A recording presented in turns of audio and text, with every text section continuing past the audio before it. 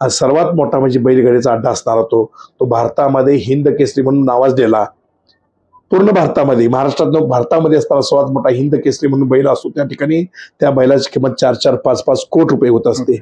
असा असताना प्रसिद्ध हा बैल अड्डा असतो बैल शर्यतीचा. तर या ठिकाणी आम्ही सुद्धा संपूर्ण ग्रामस्थ देवस्थान इतक्या अगदी काटेकोरपणे तो नंबर काढला जातो.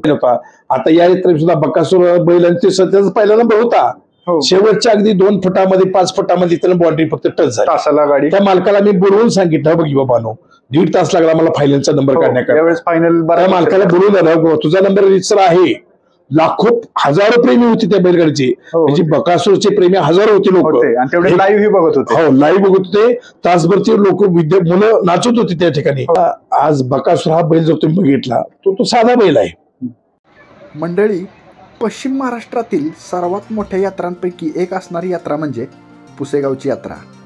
तिच्या भव्यतेमुळे दरवर्षी लाखो भाविक या यात्रेला भेट देतात. यंदा पण श्वान शर्यत आणि बैलगाडा शर्यतीच्या हिंदकेसरी मैदानानं अक्षरशः धुमाकूळ घातला होता. सोशल मीडियावर याच मैदानाचे जास्तीत जास्त व्हिडिओ व्हायरल होताना दिसून आले. त्यामुळे आपण असं ठरवलं की पुसेगावच्या यात्रेला भेट दिलीच पाहिजे. मंदिरात आल्यानंतर परमपूज्य श्री सेवागिरी महाराज यांच्या समाधीचे आपण दर्शन घेतले व यानंतर आपण भेटणार आहोत परमपूज्य श्री महंत सुंदरगिरी महाराज यांना व या यात्रेची रूपरेषा आपण त्यांच्या तोंडून ऐकून घेणार आहोत व या यात्रेत भरवले जाणारे हिंद केसरी मैदान याचं नियोजन कसं असतं, याचा नंबर कसा काढला जातो, या सर्व गोष्टी आपण त्यांच्या तोंडून ऐकणार आहोत. तर नमस्कार मित्रांनो, भटकंती महाराष्ट्राच्या या यूट्यूब चॅनलमध्ये आपलं स्वागत आहे. तर मित्रांनो, पश्चिम महाराष्ट्रातल्या सर्वात मोठ्या यात्रेला आज आपण आलेलो आहोत, पुसेगावची यात्रा. ही यात्रा श्वान शर्यत आणि बैलगाडा शर्यत, हिंदकेसरी बैलगाडा शर्यत याच्यासाठी नेहमीच प्रसिद्ध राहिलेली आहे. आता ही जी बैलगाडी शर्यत झाली त्याने यूट्यूबवर आणि सोशल मीडियावर प्रचंड धुमाकूळ घातलेला आहे. तर या यात्रेचं स्वरूप नेमकं काय असतं हे आज आपण मठाधिपती सुंदरगिरी महाराज यांच्याकडून जाणून घेणार आहोत. ही जी यात्रा आहे तर ती केव्हापासून चालू झालेली आहे आणि सेवागिरी महाराज यांच्याबद्दल थोडीशी माहिती आपल्या व्ह्यूअर्सना सांगा. ब्रह्मलीन परमपूज्य श्री सद्गुरू सेवागिरी महाराजांच्या या 77व्या पुण्यस्मरणानिमित्त या ठिकाणी भव्य अशी पश्चिम महाराष्ट्रामध्ये सर्वात मोठी असणारी सर्वात दीर्घ चालणारी यात्रा ही आहे. प्रथम मी आपल्याला सेवागिरी महाराजांच्या बद्दल 1-2 शब्द बोलतो. सद्गुरू श्री सेवागिरी महाराजांची जन्मभूमी जुनागड गुजरात प्रांतामधले ते रजपूत घराण्यामध्ये जन्माला आले होते. गिरनारवरती गुरु पूर्णगिरी महाराज यांच्या मार्गदर्शनाखाली त्यांनी संन्यास दीक्षा घेतल्यानंतर पूर्ण 12 वर्ष तपश्चर्या केली, साधना केली आणि त्यानंतर संन्यास नियमाप्रमाणे श्री दशनाम संन्यास नियमाप्रमाणे चारधाम यात्रा करत असताना 1905ला सेवागिरी महाराजांचा पदस्पर्श या पुसेवाडीला स्पर्श झाला. म्हणजे महाराजांचं आगमन 1905 आहे. दिपावलीचा पिरियड होता, धनत्रयोदशीचा तो पिरियड होता सेवागिरी महाराज या भूमीला आले त्यावेळेचा. त्यानंतर 1905 ते 1948 पण जवळजवळ 43 वर्ष महाराज या ठिकाणी सिद्धेश्वराच्या सानिध्यामध्ये राहिले. कारण ही स्मशानभूमी होती. या ठिकाणी गाव वगैरे तर काही नव्हतं. पुसेवाडी म्हणून छोटंसं गाव होतं वरती. इथून एक थोडंसं 500 फुटाच्या वरती छोटेशी वस्ती होती म्हणा या ठिकाणी.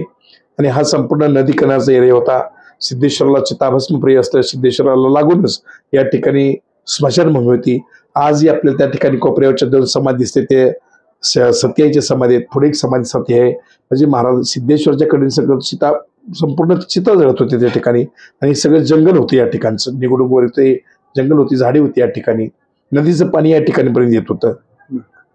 तर अशा या वास्तव्यामध्ये महाराजांनी 43 सूची काढली. त्यावेळी काय प्रवास नव्हता. महाराज स्वतः सुशिक्षित होते. कारण संपूर्ण जे आता बांधकाम पाहतोय आपण समाधी महाराजांनी घेतलेले, ते महाराजांनी बांधकाम घेण्यापूर्वी स्वतः श्रम करून आणि गावची आणि परगावच्या सर्व भक्त लोकांच्या सहकार्यानं महाराजांनी तो हिशेब लिहिलेला आहे. शिलालेखात आपल्याला आहे. समाधीमध्ये आज जाताना आपल्याला डाव्या बाजूला बघा शिलालेख दिसतोय महाराजांचा. 6400 रुपये संपूर्ण त्यावेळेला विहीर, पार, मठ, मंदिर हे संपूर्ण 6400 रुपये मध्ये महाराजांनी त्यावेळेला 1948 पूर्वी ही कामं सगळी करून घेतलेली होती. त्यामुळे स्वतः महाराज शिकलेले होते. या ठिकाणी महाराज आल्यानंतर महाराजांनी गीतेचा अभ्यास केलेला होता. कारण भगवद्गीता हीच आपल्या भारताचा मुख्य मूळ ग्रंथ आहे. त्या गीतेवरती महाराज स्वतः प्रवचन करत होते. महाराज लोकांना ज्ञान देत होते. त्याप्रमाणे निष्काम कर्मयोग करा, भक्तियोग करा, भक्ती अंतःकरणामध्ये असली पाहिजे आणि ज्ञानयोग, माणसानं ज्ञानी बनलं पाहिजे अशी महाराजांची शिकवण होती. लेने को हरिनाम, देने को अन्नदान, तरणे को लिंता, डुबणे को अभिमान ही महाराजांची शिकवण असायची. या ठिकाणी महाराजांचं 43 वास्तव्य तर त्यावेळेला स्वतः महाराज पंढरपूरला संक्रांतीला जात होते. कारण संक्रांत हा सण महिलांचा असल्यामुळं त्यावेळेला महिला आपापल्या घरी असायच्या. 4-2 घरी इकडे तिकडे वसा करत होत्या, पण त्यावेळेला मंदिरं मोकळी असायची. त्यावेळेचं महाराजांचा संक्रांतीचा जो उत्सव होता, संक्रांतीला स्वतः जात होते. त्याच पादुका आजही आम्ही संक्रांतीला महाराजांच्या पंढरपूरला घेऊन जात असतो. चंद्रभागेमध्ये स्नान करतो आणि पांडुरंगाच्या दर्शनाला जात असतो. ही महाराजांची त्यावेळची वारी आहे. आजही आम्ही ती वारी चालू ठेवलेली आहे.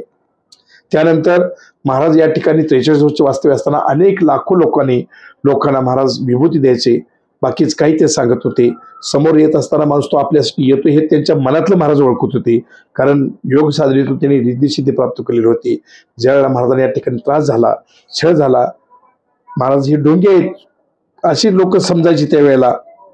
परंतु सत्यशोधक या पुष्यवाडीमध्ये चळवळ चालू होती. साधू संतांना न मानणारे होते. जसं ज्ञानेश्वर महाराजांना सुद्धा हा महाविष्णूचा अवतार आहे कोणाला माहिती होतं तेव्हा. त्यावेळेस ज्ञानेश्वर महाराजांना भिक्षा मिळाली नाही, मारहाण झाली, त्रास झाला. त्यांच्या तर आईवडिलांना देहांताचं प्रायश्चित्त झालं देहाचं. तसं सेवागिरी महाराज सुद्धा या ठिकाणी ओळखू शकले नाही. त्यावेळेचा समाज महाराजांना त्रास दिला, भिक्षा मिळाली नाही, मारहाण झाली, हाकलून देण्याचा प्रयत्न केला. परंतु महाराजांनी स्वतः सिद्धेश्वरांनी या महाराजांना साक्षात्कार करून महाराजांनी सांगितले, तुमची कर्मभूमी आहे, तुम्ही ही भूमी कुठेही सोडून जायची नाही. तुम्हाला कितीही त्रास होऊ दे, त्रास तकलीफ असणारच आहे. कारण खणखणीत सोन्याचं नाणं बनण्याकरता त्याला अनेक जाळातून त्यातून बाहेर पडावं लागतं. त्याशिवाय तो सोनं आपल्याला कसाला लागल्याशिवाय सोनं होऊ शकत नाही. तसं सिद्धेश्वरांनी साक्षात्कार दिल्यामुळं सेवागिरी महाराजांनी या ठिकाणी त्रास सोसला, मारहाण सोसली, भिक्षा मिळाली नाही. शेवटी झाडाला भाग जो आता आपण पिंपळवृक्ष पाहिला ना तो महाराजांना पिंपळवृक्षानं महाराजांना भिक्षा मिळाली ध्याटवायचं असा महाराजांचा इतिहास आहे. या ठिकाणी अनेक महाराजांनी त्यावेळेला, कारण चमत्काराशिवाय नमस्कार नाही. जसं माऊलींनी जड भिंत चालवली, एकदाच चालवली, पुन्हा चालवली का? रेड्याच्या मुखातून एकदाच वेद बोलवले, पुन्हा बोलवले का? तसं ध्यानात ठेवायचं. महाराजांनी सुद्धा झाडातून भिक्षा मागितली एकदाच. मेलेलं मूल केलं जिवंत, एकदाच केलं, पुन्हा नाही केलं. हा चमत्कार महाराजांनी लावला. आणि नंतर मग महाराजांना नमस्कार करायला लोक ध्यानात ठेवायचं. कारण चमत्काराशिवाय नमस्कार ही म्हणच आपल्याकडे ध्यानात ठेवायचं. या नियमाप्रमाणे महाराजांना थोडं त्यानंतर पुन्हा त्रास तकलीफ व्हायला. मग महाराजांच्याकडे लोक अनेक येऊ लागले, अनेक अडचणी सांगू लागले. महाराजांनी त्यांच्यावरती त्यांना मार्गदर्शन केलं, त्यांची दुःख दूर करण्याचा प्रयत्न केला जिवंत असताना. आणि ते स्वतः सांगायचे की महाराज मी जिवंत आहे तोपर्यंत ही स्मशानभूमीच आहे, मी आहे तोपर्यंत या ठिकाणी होणार नाही, पण माझ्या पश्चात ही सुवर्ण नगरी होईल. महाराजांचं स्वतःचं वाक्य आहे हे काय आता आमच्या समाजातलं किंवा लोकांचं वाक्य नाही. हे महाराज स्वतः सांगत होते की माझ्या पश्चात ही सुवर्ण नगरी होईल. आज आपण पाहतो या ठिकाणी आज रथाला 1.5-2 कोटी रुपये बांधले जातात. संपूर्ण 8 दिवसाचं, एका दिवसातलं उत्पन्न तेवढे 1.5 कोटीच्या पुढे जाते. या ठिकाणी एवढं कशाचं उत्पन्न आहे तर ज्या वेळेला महाराज या ठिकाणी येतात, 1948ला महाराजांनी समाधी घेतली आणि त्यानंतर महाराजांच्या दर्शनाकरता जे लोक येतात वर्षभर, ते वर्षभर त्यांच्या मनातल्या मनोकामना बोलतायत समाधीपाशी नतमस्तक होऊन. आणि त्याची मनोकामना पूर्ण झाल्यानंतर लोक रथाला नोटाचे हार बांधतायत ध्यानात ठेवायचं. म्हणजे रथाला जो पैसा आहे तो सगळ्या नवसाचा पैसा आहे, गोरगरिबांचा आहे, काबाड कष्ट करण्याचा आहे, सर्वांचा पैसा आहे तो. म्हणजे अगदी गरिबांचा आहे, मध्यमवर्गांचा आहे, श्रीमंतात सुद्धा या ठिकाणी पैसा आहे. या गावातलाही भरपूर पैसा असतो ध्यानाचा. प्रत्येक गोष्टी लोक या ठिकाणी बांधत असतात या ठिकाणी निश्चित भावनेनं. म्हणजे अनेक प्रकारचा हा पैसा या रथावरती येत असतो. आणि महाराजांनी 1938ला समाधी घेतल्यानंतर पुन्हा तिथून पुढं हे जो त्यावेळेला नारायणगिरी महाराज या ठिकाणी त्यांचे शिष्य होते, त्यांनी आपल्या गुरुच्या पुण्यतिथी दिवशी महाराजांच्या रथातून पहिल्याच वर्षी मिरवणूक काढण्याचा त्यांनी गावच्या लोकांच्या सहकार्यातून प्रयत्न केला. आणि त्याच वेळेला पहिल्याच रथाला गावातल्या एका कोष्टी समाजातल्या लोकांनी त्या रथाला नोटाचा हार बांधला. तिथून प्रत्येक वर्षी तो रथ गावातून फिरायचा. महाराजांच्या पुण्यतिथीला मार्गशीर्ष वद्य चतुर्दशी मराठी नियमाप्रमाणे हा त्यांची तिथे समाधी घेतलेली. मार्गशीर्ष वद्य चतुर्दशी अमावस्येचा आतला दिवस, या दिवशी महाराजांच्या रथातून मिरवणूक निघत असते. आणि ती आज ही परंपरा तीच आहे चालू. आणि त्यावेळेपासून आजही त्या रथाला नोटा बांधण्याची या ठिकाणी प्रथा आहे. नवस बोलले जातात, नवसाची परतफेड होऊन त्या ठिकाणी नोटा बांधत असतात. त्यानंतर महाराजांचं 5 वर्षाचा कालावधी झाला नारायणगिरी महाराजांचा. त्यानंतर हनुमानगिरी महाराज म्हणून मठाधिपती या ठिकाणी आले. त्यांच्या कालावधीत 30 वर्षाच्या कालावधीत त्यांचा 30 वर्षाचा पिरियड झाला मठाधिपती म्हणून. त्या कालावधीमध्ये या ठिकाणी शासकीय विद्यानिकेतन आलं. त्यांना 110 एकर जमीन 3.5 लाख रुपये 1968-69 साली या महाराजांनी त्यावेळेला ते दिलं बक्षीसपत्रानं. त्यानंतर शिक्षण संस्थेची सेवागिरी शिक्षण प्रसारक मंडळ म्हणून या संस्थेची या ठिकाणी संस्था काढली. शिक्षण संस्था स्थापन केल्या. आज 8 ते 10 हायस्कूल आहेत, एक ज्युनियर कॉलेज आहे, इंग्लिश मिडियम कॉलेज आहे. अशा प्रमाणे शिक्षण संस्था या ठिकाणी निर्माण झालेली आहेत. त्यानंतर महाराजांनी या ठिकाणी संपूर्ण जे पूर्वीचा जो मंडप होता पत्र्याचा, तो मंडप हनुमानगिरी महाराजांच्या काळात झाला. त्यानंतर पुन्हा तिसरे मठाधिपती म्हणून डॉक्टर आत्मगिरीजी महाराज यांच्या ठिकाणी या ठिकाणी नियुक्ती केलेली होती. त्यांनी त्यांच्या कालावधीमध्ये या ठिकाणी मंदिराचा विस्तार विकास अनेक त्यावेळेला कामं करण्याचा त्यांनी त्यांच्या दृष्टीने केला. आणि त्यानंतर मला वाटते 2003 साली मी या ठिकाणी मठाधिपती म्हणून माझी नियुक्ती झाली. त्याच्या अगोदर मी वयाच्या 12-13 वर्षापासून या ठिकाणीच होतो, पूजा आरती करत होतो. कारण आत्माराम महाराजांनी मला या ठिकाणी शाळेला आणलेलं होतं.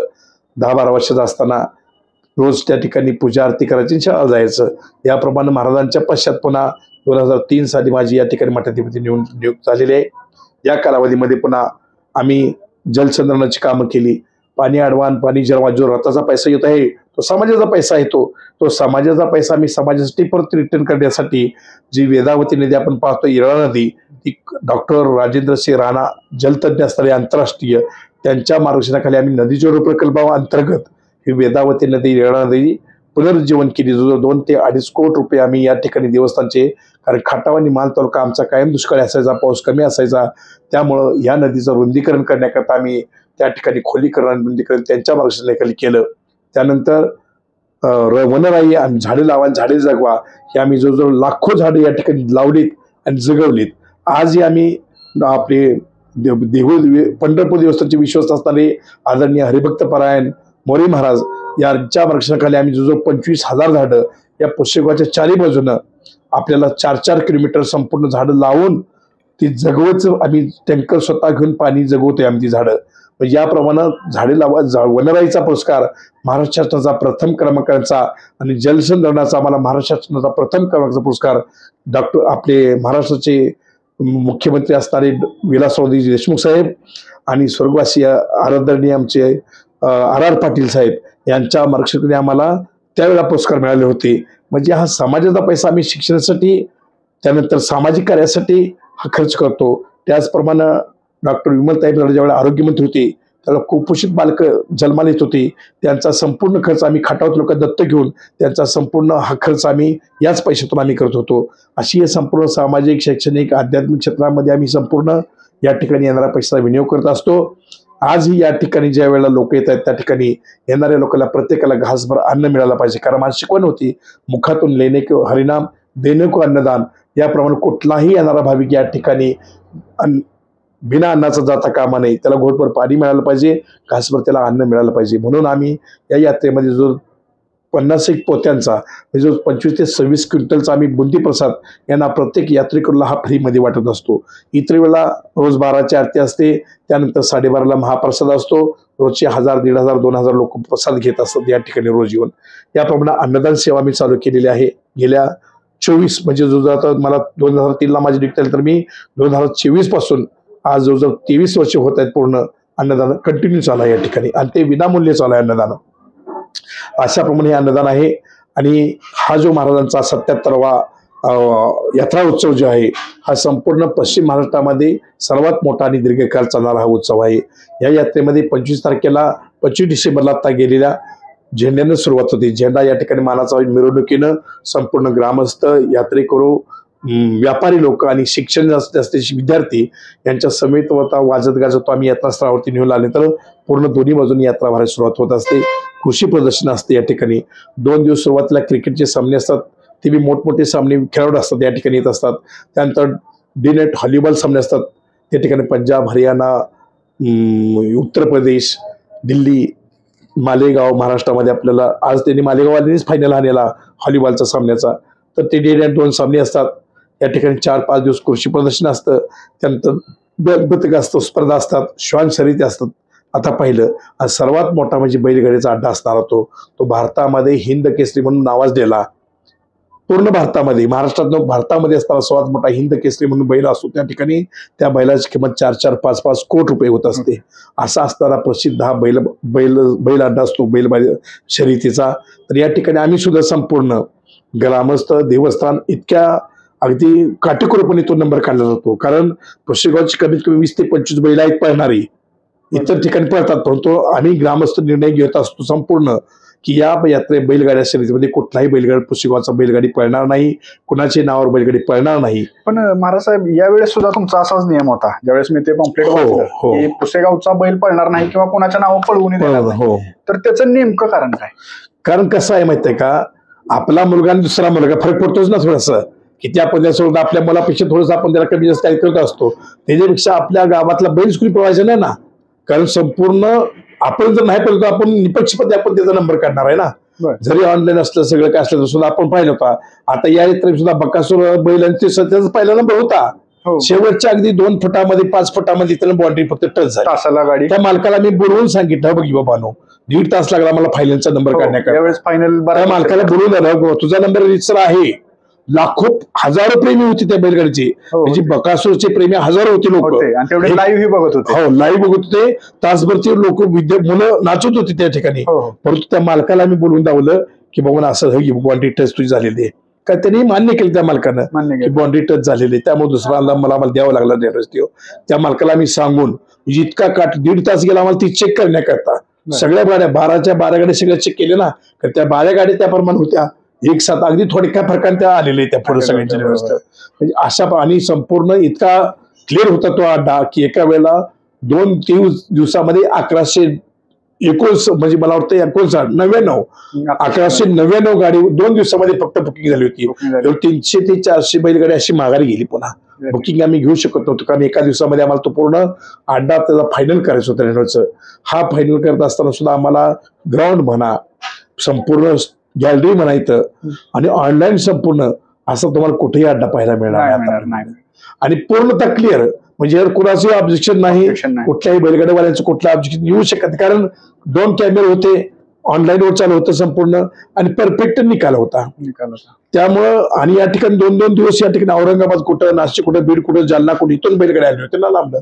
मुंबई, पुणे, इकडे बेळगाव, हुबळीकडनं बैल आलेली होती. तिथं त्या 2 दिवस या ठिकाणी बैलांनी मुक्काम केला होता त्यांच्या मालकाने वगैरे. ते म्हणजे निपक्षपातीपणानं ही येतं त्या ठिकाणी नंबर काढला जात असतो. हा सगळ्यात मोठा असतो आणि एका दिवसामध्ये तो पूर्ण आम्ही करत असतो असा बैलगाडी. त्यानंतर पुन्हा या ठिकाणी आपला आज काल बँड पदक झालं, श्वान शर्यती झाल्या. श्वान शर्यती सुद्धा एवढी जीव श्वान असतात कुठेही कुठल्याही एवढ्या मोठ्या प्रमाणात श्वान शर्यत सुद्धा. बैलगाडी शेत मागे बंद पडल्यामुळे आम्ही श्वान शर्यतीच्या वेळेस झालेला. आज श्वान शर्यती सुद्धा इतका मोठा पंजाबवरून येतात या ठिकाणी लोक पळण्याकरता. म्हणजे हो सुद्धा अड्डा मोठा प्रसिद्ध आहे. म्हणजे या ठिकाणी जे इव्हेंट भरवले जातात, शरीर संस्कृत आहे, कॉलेजच्या विद्यार्थ्यांना युवा महोत्सव आम्ही साजरा करत असतो. जिल्ह्यात जेवढे कॉलेज येते त्या कॉलेजला कला सादर करण्याकरता युवा महोत्सव असतो. या ठिकाणी पूर्ण दिवस असतो, खूप गर्दी असते. आणखी त्या ठिकाणी शरीर स्पर्धा असतात, बँड पथक असतं, श्वान शर्यती आहे, त्या व्हॉलीबॉल सामने आहेत, क्रिकेट सामने आहेत. आज बैलाचं तुमचं खिलार जात आपले जिवंत राहण्याकरता या ठिकाणी आम्ही खिलार बैलांचं प्रदर्शन भरवलेलं आहे. अगदी 1 वर्षापासून ते अगदी ओळ बैलापर्यंत आपण गायीपर्यंत, गाईचे एक आणि बैलांचे एक आपण जे प्रदर्शन मध्ये नंबर काढत असतो. हे पण सोलापूर मंगळवेढा खालून बैल येत असते एवढं, कारण खिलार जात तिकडे जास्त आहे ना. पंढरपूर विभाग, सोलापूर विभागाकडे, मंगळवेढ्याकडे आहे. ती बैल कालपासून इथं ठिकाणी या ठिकाणी आता पाहताय तुम्ही. 1 नंबरची बैल आहे त्या ठिकाणी, खोंड आहे ती, गाई आहे त्या, वासरा आहे ती म्हणा. हे अगदी मुलाप्रमाणे त्या शेतकऱ्यांनी त्या गायीवरती बैलावरती प्रेम केलं असतं. त्यामुळे त्यांना या ठिकाणी आलं तर त्यांना पुढे आणखी त्याची सुधारणा चांगली व्हावी, सुरक्षित त्यांना चांगलं अन्न पाणी मिळावं, जातीला ते जिवंत राहिली पाहिजे आपली खिलार जात, म्हणून त्यांना प्रोत्साहनपर आम्ही या ठिकाणी प्रदर्शन भरवून त्यांना आम्ही थोडंफार बक्षीस या जायचं आम्ही देत असतो. अशा प्रमाणे सर्वसामान्य असणारी, गोरगरिबांची, मध्यमवर्गीय, श्रीमंत सर्वांची असणारी ही यात्रा हौशी गौशी नवशी आपण म्हणतो ना, आणि दीर्घकाळ चालणारे, जवळजवळ 1 महिनाभर ही यात्रा चालते. 15 दिवस आमच्या यात्रा पत्रिकेप्रमाणे आम्ही 11 दिवस असते, परंतु यात्रा ही जवळजवळ 15 दिवस या ठिकाणी असते. आणि व्यापाऱ्यांना कुठलाही विचारतो मी, हॉटेल मालकाला विचारतो मी, इतक्यासारखा धंदा कुठेही होत नाही. कारण जवळजवळ 30-35 लाख लोक या 15 दिवसामध्ये येऊन जात असतात. 30-35 लाख जास्त, त्याच्याही पेक्षा जास्त म्हणा. रथाच्या दिवशीच कमीत कमी 8 ते 10 लाख लोक येतात. त्यानंतर अमावस्या दिवशी कमीत कमी 7-8 लाख लोक येत असतात. आता रोज तुम्ही बघता, आता काल तर कमीत कमी 5-6 लाख लोक येऊन गेले असतील नुसतं गुरुवार असल्यामुळे. हे आज सुद्धा लाखो लोक येऊन बघते पुंडळ्याचे. आज सुद्धा आपले आज म्हणजे उद्या शेवटचा दिवस आहे, तरी सुद्धा आज किती लोक आहेत बघा तुम्ही. म्हणजे हे एवढं जे आहे ते संपूर्ण या ठिकाणी येणाऱ्या भाविकांची सुखसुविधा. आज व्यापाऱ्यांना कुठल्याही विचारतो मी, आम्ही जागेवरती त्यांना पाणी फ्रीमध्ये संपूर्ण ते.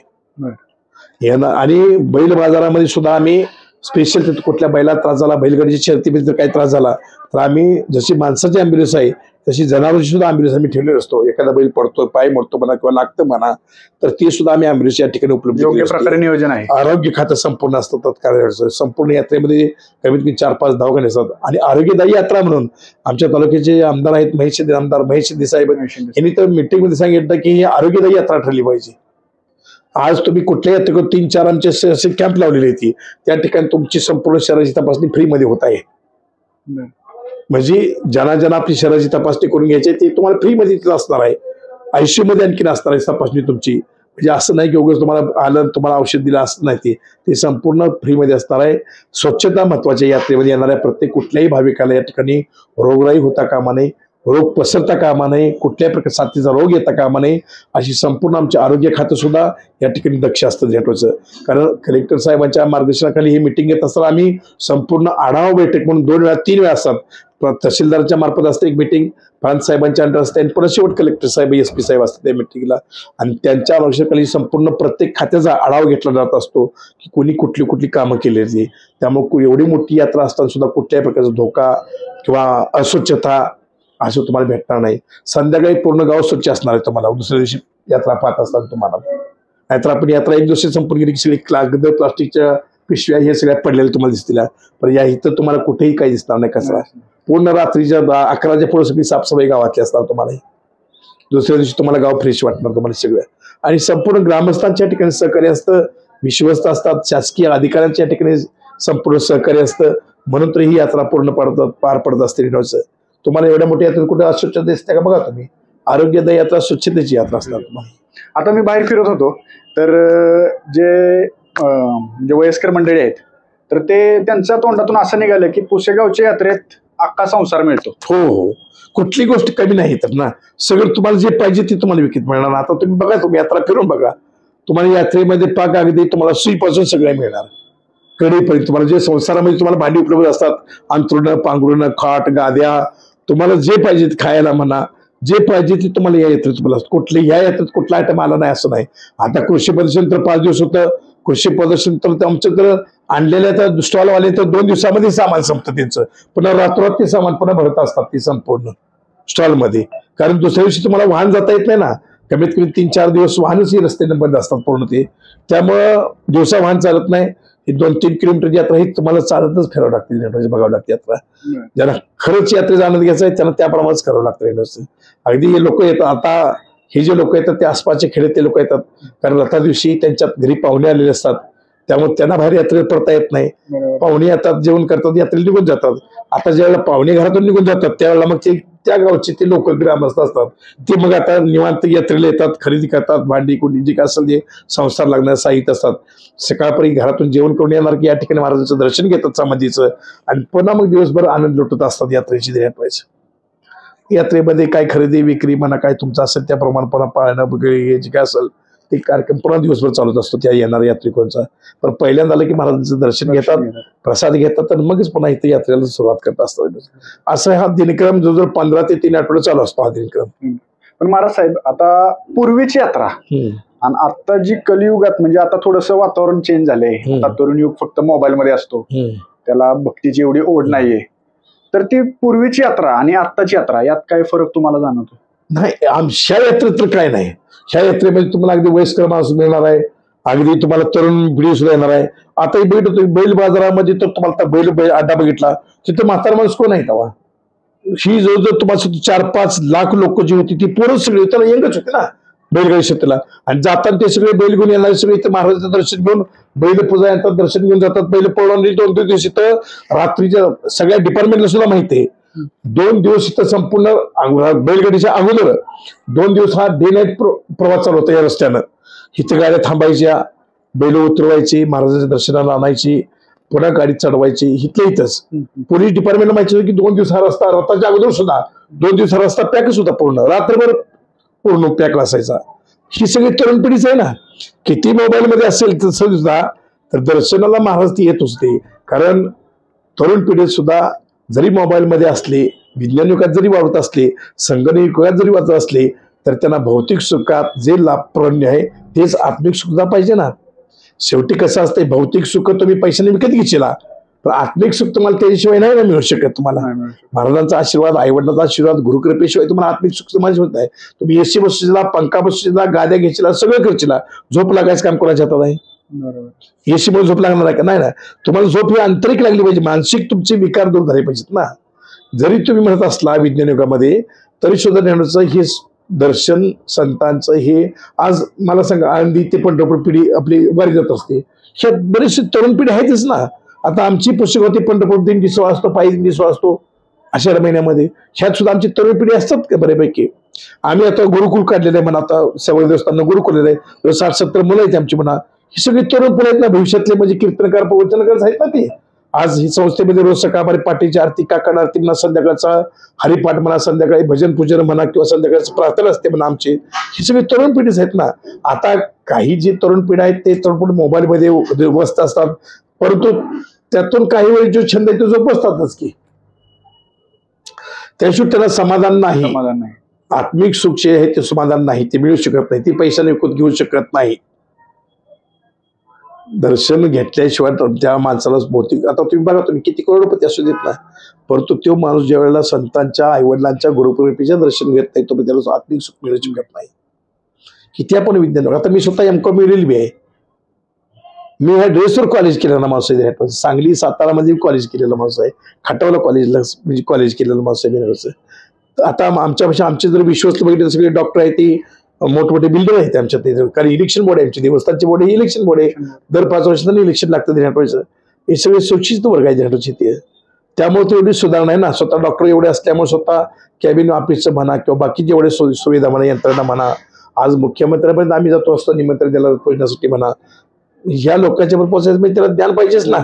अभ्यासाशिवाय आता या अभ्यासाशिवाय आपण हे सगळे या अभ्यासाशिवाय आपण, आता आमचे विद्यमान विश्वस्त आहेत बाहेर, रणधीर शेठ जाधव हे स्वतः म्हणजे पोस्ट ग्रॅज्युएशन आहेत म्हणा, डॉक्टर आहेत म्हणा, 2-3 तुम्हाला म्हणलं ना कॉन्ट्रॅक्टदार आहेत म्हणा. हे सगळे जे मेंबर आहेत ते देण्यात पाहिजे. हे सगळे सुशिक्षित वर्ग आमचा देण्याचं. त्यामुळे जेवढं जे डेव्हलप केलं या, एवढी जी आमची ही आहे ती असं होऊ शकत नाही ना. आणि इलेक्शन बॉडी असल्यामुळं त्यांना काम करावंच लागते. येणाऱ्या पैशाचा विनियोग चांगल्या प्रमाणात झालाच पाहिजे देण्यात पाहिजे. ही संपूर्ण जी गोष्ट आहे ती याप्रमाणेच होत असतात ना. त्याशिवाय एवढं मोठं भारतामध्ये सगळ्यात मोठं असणारं हिंद केसरी मैदान हे तरुण पिढीमुळे तर घडलं ना. खेत कोण म्हातारा माणूस घेणार नाही भाग देण्याचं. आज 4-5 लाख ही तरुण पोरच होती त्या ठिकाणी.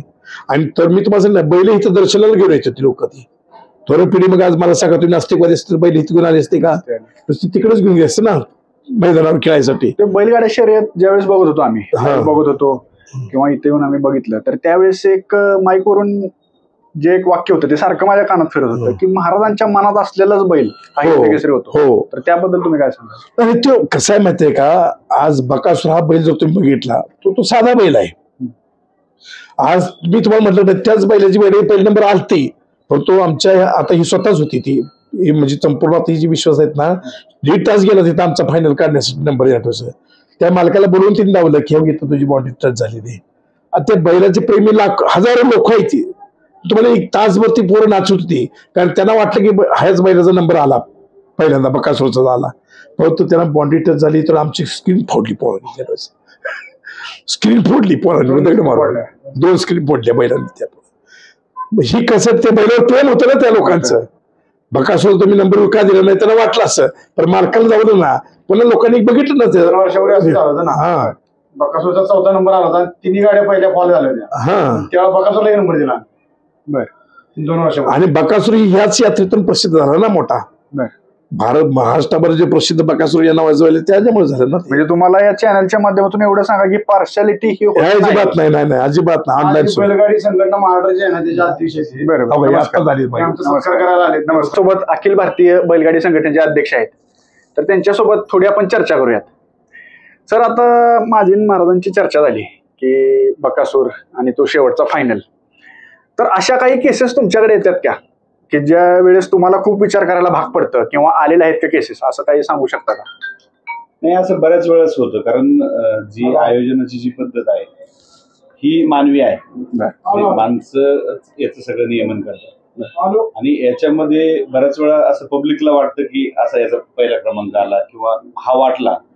कधी कधी येत नाही, कधी कधी येतो, परंतु महाराज जसं म्हटलं की महाराजांचीच कृपादृष्टी असते. शेवटी हे सगळं जे चालतंय ते सगळं चराचर पान जे हलतंय ते शेवटी संतांचा आशीर्वाद पाहिजे. पहिलं काय होतं सर की बैलांच्या किमती एवढ्या नव्हत्या, पण आता बऱ्याच किमती वाढल्यात. म्हणजे फॉर्च्युनर गाडीची किंमत नाही तशी बैलाची किमती आहेत. तर त्याबद्दल काही तुमचा अनुभव किंवा तुम्ही असा बघितलेला कुठं एक म्हणजे तो झालेला व्यवहार किंवा काय? नाही, आता याच्यामध्ये जवळपास खिलार बैलांची जे किमती आहेत, त्याच्यामध्ये जो आपला देशी गोवंश, मुळात बैलगाडा शर्यत जी आहे ही देशी गोवंश संगोपनाची प्रेरणा आहे. बैलगाडा शर्यतीमुळे गोवंश सांभाळला जातो. जसं शेती कामाला काही प्रमाणात बैल वापरतात, तसं बैलगाडा शर्यतीमुळे खूप मोठ्या प्रमाणात बैल वापरतात आणि त्यांची खूप काळजी पण घेतली जाते. त्यामुळं बैलगाडा शर्यत चालू झाली आणि त्या 1 लाखापासून तर आज जवळपास 65 लाखापर्यंत किमतीचे व्यवहार आमच्या समोरचे झालेले आहेत. मग कोणाचा 10 लाख असेल, 15 लाख असेल, 20 लाख असेल, 25 लाख. आणि हे पैसे कोणाचे होतात? शेतकऱ्यांचे होतात. याच्यामध्ये व्यापारी नाहीत. व्यापारी शर्यतीचा बैल घेऊन विकत नाही विकत. शेतकरी घेतो संगोपनकर्त्याकडून, पुसेगावच्या बाजारातून. तो त्याला घडवतो आणि तो चांगला ज्यावेळेस धावतो त्यावेळेस त्याला पुढचा शेतकरी होतो की एक आहेरी वर्गाकडून नाहेरी वर्गाकडे पैसा जातो. ज्याला गरज आहे गरीबाकडे पैसा जातो, 100% जातो. 100% जातो. एक खिलार गाय घेतली, आज तिची 20, 25, 30, 40 हजार रुपयापर्यंत किंमत आहे. खिलार गायने एक खोंड दिला, एकाच खोंडामध्ये ती उतराई होती. एकाच खोंडामध्ये ती तिच्या त्या शेतकऱ्याच्या ऋणातून उतराई होते. तिचा एक खोंड सहजमध्ये विकला तर बाजारात 50-60 हजार रुपयाला जातो आणि शर्यतीच्या वेगाच्या हिशोबानुसार विकला तर तो जवळपास 1 लाख, 2 लाख, 5 लाख, 10 लाख रुपयाला जातो. हे पैसे त्या शेतकऱ्याला मिळतात आणि खूप मोठी प्रचंड उलाढाल होते. मग शासनाने गो हत्या बंदीचा कायदा करून पण जे साध्य नव्हतं झालं ते बैलगाडा शर्यतीमुळे सहज साध्य झालं. हा बैलगाडा शर्यतीचा आहे, म्हणजे ही प्रेरणा आहे, फायदा आहे. संगोपनच त्याच्यामुळे होतं. शेती कामाला किती बैल सांभाळतात? 1 किंवा 2. शर्यतीवाला किती बैल सांभाळतो? 1-2 पासून 10-15, 20-20 बैल आहेत लोकांच्या दावणीला. ही प्रेरणा आहे आणि याच्यामुळे गोवंश वाढतोय. आपल्याकडे खिलार जात वापरते शर्यतीला, कर्नाटकमध्ये हल्लीकर वापरतात, तामिळनाडूमध्ये जल्लीकट्टूसाठी कांगाय व्हरायटी वापरतात, पंजाबमध्ये नागोर जात वापरतात. पंजाब तर असं राज्य आहे की त्यांच्याकडे स्वतःच ब्रीड नाही, पण राजस्थानातली जी नागोर जात आहे ती नागोर जात ते विकत घेतात आणि तिकडे शर्यतीसाठी वापरतात. मग ह्या ज्या 5-6 जाती आहेत ह्या प्रामुख्याने वापरतात. इतरही जाती वापरतात. जवळपास 53 गोवंशामधल्या नोंदणीकृत जाती आहेत याच्यामध्ये शासनाकडे. इतरही खूप आहेत लोकल, पण त्यांचं जे वैशिष्ट्य आहे की अतिशय काटकपणा, धावणे, वेग आणि प्रतिकूल परिस्थितीत वाढण्याची त्यांची हॅबिट. याच्यामुळे गोवंश जो आहे तोच प्रामुख्याने याच्यात चालतो. म्हणून सर्वोच्च न्यायालयाने पण आपल्याला परवानगी देताना की गावच्या वार्षिक धार्मिक यात्राचे प्रसंगी बैलगाडा शर्यत असं म्हटलं की एक धर्म आहे, आपली संस्कृती, परंपरा आहे, ही टिकावी, गोवंशाचं जतन संवर्धन व्हावं, हा ह्या शर्यती चालू मागचा एक उद्देश आहे. सर, आता काय झालं माहितीये का की पुसेगावची यात्रा असं म्हटलं की म्हणजे आता पहिलं कसं व्हायचं की पश्चिम महाराष्ट्र म्हणजे सातारा, सांगली, कोल्हापूर ह्या भागात यात्रा आणि बैलगाडी शर्यत ही खूप फेमस होती. पण आता असं झालंय की मुंबई, पुणे या क्षेत्रात म्हणजे आयटीतली जी काही मुलं आहेत ती सुद्धा मोबाईलवरती पुसेगावची यात्रा आणि ते पुसेगावचं मैदान हे बघतात. ही एवढी फेमस यात्रा झालेली आहे नाही का? पुसेगावची यात्रा खरं तर मुळात पहिल्यापासूनच महाराजांमुळे प्रसिद्ध आहे. बरोबर. दुसरी ती प्रसिद्ध आहे ती नियोजनामुळे प्रसिद्ध आहे. पुसेगावचे जे ट्रस्ट आहे यांचं जे नियोजन असतं ते 1 नंबर असतं आणि ही महाराष्ट्रातली सगळ्यात मोठी यात्रा. मोठी यात्रा. आम्ही बैलगाडा शर्यतीची केस लढत असताना 2017 साली इथे आलो होतो. तर आम्ही यात्रा कमिटीकडून माहिती घेतली की मागील 10 वर्षामध्ये 10 वर्षाच्या यात्रामध्ये पुसेगावमध्ये किती जनावरं आली आणि किती विक्री झाली याची आम्हाला माहिती घेतली.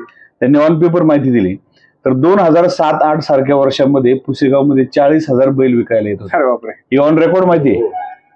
ही ऑन रेकॉर्ड माहिती आहे. आणि ज्या वर्षी रेकॉर्ड माहिती आहे जी सर सांगतायत की 40,000 त्याचे पेपर्स पण आहेत. बरं, म्हणजे त्याचे पेपर सुद्धा आहेत. तेच पेपर्स आम्ही सर्वोच्च न्यायालयात सादर केले. बरं. आणि न्यायालयाला विनंती केली की ह्या पुसेगावमध्ये एक काळ 40,000 बैल विकायला येत होता देशी गोवंशातला. ज्या वर्षी आम्ही माहिती घेतली 2017ला त्या वर्षी तो 2,000 होता. बर. मग हा जो सगळा गॅप आहे हे तो सगळा बैलगाडा शर्यत बंदमुळे झाला आणि तो न्यायालयाला ते विषय लक्षात आला. म्हणजे चालू झाल्यामुळे शेतकऱ्यांचा एवढा फायदाही झाला त्यात आणि जनावरांचं संगोपन पण वाढलं. वाढलं. बरोबर आहे. म्हणजे कत्तली वगैरे किंवा जो काय भाग तो आपोआप कमी होतो. आपोआप कमी झाला. संगोपनाची प्रेरणा वाढली. पैसे मिळतात त्याच्यात. पैसे मिळतात. एक खोंड सांभाळला, गाय सांभाळली. आज प्रदर्शन आहे पुसेगावला खूप. बरोबर आहे. पुसेगाव मध्ये चॅम्पियन झाला, पुसेगाव मध्ये प्रथम क्रमांक आला. याला एक वेगळीच किंमत आहे. कोटी प्रदर्शन महाराष्ट्रात खूप होतात. पण पुसेगाव चॅम्पियन आहे हे अभिमानाने मिळवलं जातं. आणि त्यातून मग ते जतन संवर्धन होतं, संगोपन होतं. पण सर तुम्ही मला आता सांगितलं की तुम्ही बैलगाडा चालू होण्यासाठी म्हणजे एवढं असं थोडासा वेळ दिला, घातला थोडंसं. पण त्याचबरोबर ज्यावेळेस तुम्हाला परमिशन मिळाली तर त्यानंतर तुम्ही असं काही सांगितलं का की पहिलं कसं आता मी लहान होतो त्यावेळी बघितलं की बैलाचे शेपटी चावली जायची किंवा त्यांच्या तिथं खोंडाच्या इथे म्हणजे खेळ लावले जायचे. बरोबर. तर आता कसं काही नियोजन आहे तुमचं? नाही, हे कसं आहे माहितीये का, आता पंढरपूरची वारी असते. पंढरपूरच्या वारीमध्ये एवढे भाविक जातात. इकडे पुसेगावला पण येतात. त्याच्यामध्ये एखादा दुसरा चोर पण येतो. हो, ते पण आहे. पण त्या चोरामुळे ती वारी बंद नाही करायची. त्याच्या नियमनासाठी पोलीस ठेवलेत. बरोबर आहे. बैलगाडा शर्यतीमध्ये त्या लोकांचं प्रमाण फार कमी आहे. 1-2% लोक असतील की ते गैरप्रकार करतात. त्यांच्यासाठी शासनाने मार्गदर्शक सूचना काढल्यात, ज्याला आपण SOP म्हणतो, स्टँडर्ड ऑपरेटिंग प्रोसिजर.